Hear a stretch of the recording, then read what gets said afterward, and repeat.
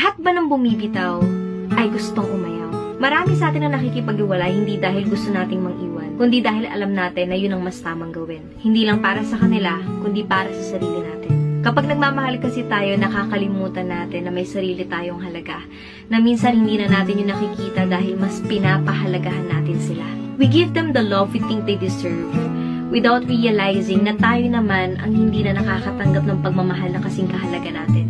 Na minsan pakiramdam natin, hindi ganito lang yung deserve natin. Because we know ourselves and we know our worth. At kung sa tingin mo hindi mo deserve yung ganito, don't hesitate to choose yourself. Huwag kang matakot iwan siya. Kasi alam mo kung ano yung halaga mo eh. Kung luha ang binigay niya sa'yo sa mga pagkakataon ng ngiti ang idinulot mo sa kanya, umitaw ka. Kung pagsuko ang pinaramdam niya sa'yo sa mga pagkakataong pinili mong lumaban pa, tapusin mo na.